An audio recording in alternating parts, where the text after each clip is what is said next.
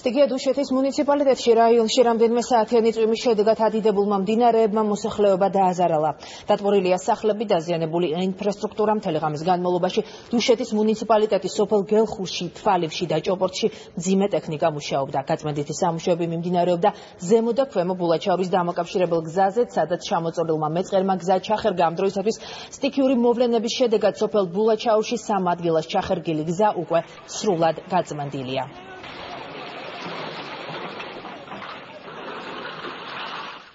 უფრო დეტალურად რა ხდება ამ დროისათვის მუნიციპალიტეტში თამარ ილურიძეს ჩავთავთ ღია ეთერში. თამარ, გისმენთ? ჩვენ ვართ ახლა ბულაჩაურში ერთ-ერთ გზაზე, საავტომობილო გზაზე. ძნელი დასაჯერებელია, რომ ამ გზაზე გუშინ ავტომობილებს გადაადგილება შეუძლია. დღეს კი ფეხითაც კი თითქმის შეუძლებელია გადაადგილება. აქ ადგილზე მთელი ღამის განმავლობაში მუშაობდა გამწმენდი ტექნიკა, თუმცა ამის მიუხედავად ჯერ კიდევ ქვაღორღით არის ეს გზა დაფარული.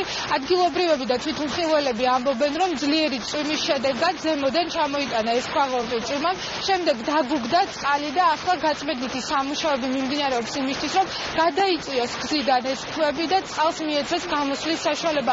როგორც ადგილობრივები ამბობენ, განსაკუთრებული ზიანი მიადგა მათ სახლებს, ასევე დაიწბორა ვენახები, სამეურნეო ნაკვეთები და გზები, რომელსაც გადაადგილება ნაწილობრივ უკვე შესაძლებელია, თუმცა ეს ერთ-ერთი მონაკვეთია, სადაც განსაკუთრებით მძიმე მდგომარეობაა.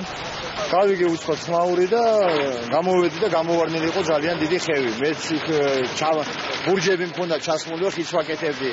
ამაზე და სულ მომიგლიჯა წამოიღო და აი წუხანდელს აქეთ მე სულ მთელი ღამე ესეთი ამბავია რა.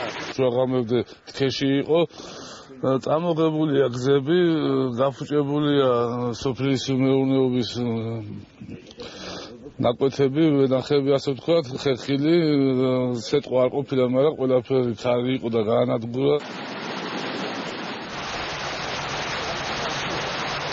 თითქმის მთელი ღამის განმავლობაში მიმდინარეობდა გაწმენდითი სამუშაოები ბულაჩაურში, რომელსაც აწარმოებს ინფრასტრუქტურის სამინისტრო. ადგილზე ამჟამად იმყოფება ისევ დუშეთის მუნიციპალიტეტის გამგებელი, რომლისგანაც დეტალურ ინფორმაციას მივიღებთ. სტიქიის შესახებ ბატონო ვაჟა, თუ შეგიძლიათ მოგვეწოდოთ ინფორმაცია, როგორ მიმდინარეობს გაწმენდითი სამუშაოები და როდის დასრულდება ეს სამუშაოები? იცით რომ ესე იგი წუხანდელმა წვიმამ დიდი ზარალი მოგვაყენა, მთლიანად ჩაკეტილი იყო ეს ბულაჩაურის ცენტრალური გზა. მთელი ღამის განმავლობაში იმუშავა მძიმე ტექნიკა, შევძლებთ რომ გაგვეხსნა ეს გზა, მაგრამ არის მძიმე მდგომარეობაში და სოფლის საუბნო გზებზე. აი აქ რამოდენიმე დღის წინ, კი არა, გუშინ აი აქ ჩვეულებრივი გზა იყო მისასვლელი, მაგრამ ხედავთ ახლა რა მდგომარეობაც არის. საბედნიეროდ მსხვერპლი არ გვაქვს, მაგრამ მოსახლეობას დიდი ზარალი მიადგა, სახლებია დატბორილი, საკარმიდამო ნაკვეთებია დატბორილი. ბულაჩაური ჭოპორტის თემის სოფელი. ამის გარდა მძიმე მდგომარეობა გვაქვს უკანაფშავში, როგორც დამიკავშირდნენ იქ 2 ხიდია წაღებული, ლაფანაათკარში დაახლოებით 7 სოფელია უგზოდ დარჩენილი. ჩვენი სპეციალისტები წასულებიან ადგილზე და არკვევენ ამ ყველაფერს და კომისია მუშაობს, არავის დამკვირვებელი კომისია, რომელიც უახლოეს ხანში ზუსტ მონაცემებს მოგვაწვდის, ვეთმება სავარაუდოდ ასტაღრიცხვა და მე პირველ რიგში მინდა მადლობა გადაუხადო ინფრასტრუქტურის სამინისტროს, ესე ოპერატიულად დაგვიდგა გერში და ეხებრივად შევძლებთ, რომ ამ ეტაპზე მოსახლეობას საშიშროება აღარ ემუქრება და დავიწყებთ უახლოეს დღეებში საფუძვლიან მოწესრიგებას აი ამ დაზარალებულ და დაზიანებული ინფრასტრუქტურის. წინასწარი ინფორმაციით თუ შეგიძლიათ თქვათ, რა სახის ზარალზეა საუბარი და რა რაოდენობას, ასევე თუ არის თუ განიხილება ის ვერსიაც, რომ ადგილობრივებმა კომპენსაციის სახით რაიმე თანხა მიიღო. ნახოთ, ამაზე მუშაობს კომისია. ჯერ ვერ გეტყვით სავარაუდო ზარალს, მაგრამ ხედავთ რომ ზარალი დიდია, სახლები რა მდგომარეობაშია, გზები რა მდგომარეობაშია. ამასთან დაკავშირებით დავთვლით და უახლოეს დღეებში გვეცოდნება ზუსტი ოდენობა ზარალის. მოგახსენებთ. პირდაპირ ეთერში საუბრობდა დუშეთის მუნიციპალიტეტის გამგებელი ვაჟა ჩოხელი. როგორც გითხარით, დუშეთის გამგეობის წარმოადგენლები ადგილზე რჩებიან და თვალყურს ადევნებენ სამუშაოებს, ასევე აქ იმყოფება ინფრასტრუქტურის სამინისტროს წარმომადგენელი, უშუალოდ ის ხელმძღვანელობს გაწმენდით სამუშაოებს ბულაჩაურში. პატარა არხები იმისათვის რომ დროებით წყალმა იაროს დღეს ამ წუთის მდგომარეობით ყველა მიმართულებით გზა აღდგენილია, მიმართულებებზე ყოველ შემთხვევაში ჩვენთვის იყო ცნობილი.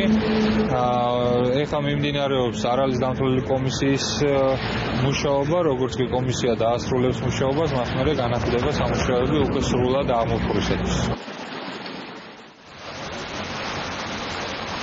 შესაძლოა დღის ბოლომდე დასრულდეს გაწმენდითი სამუშაოები, თუმცა ამაზე ზუსტი პასუხი არ არსებობს, რადგან რამდენიმე ადგილას იყო გადაკეტილი გზა სოფელ ბულაჩაურში, ასევე მძიმე მდგომარეობა დუშეთის რაიონის სხვა სოფლებში, სადაც ასევე მუშაობენ სპეციალისტები, რაც შეეხება ზარალს, როგორც თქვენ უკვე მოისმინეთ პირდაპირ ეთერში, შესაბამისი კომისია შეიქმნება, რომელიც რეგიონისთვის მიყენებულ ზარალს დაითვლის და ამის შემდეგ დაიწყება მუშაობა, მიიღებენ თუ არა ადგილობრივები კომპენსაციას.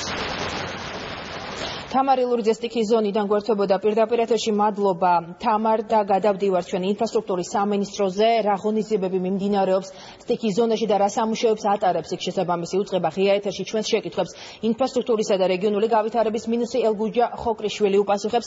ბატონო ელგუჯა, თქვენ პირდაპირ ეთერში ხართ, მოგესალმებით. ბატონო ელგუჯა, მოგესალმებით. დიდი მადლობა, რომ დღეს ხართ ჩვენთან ერთად.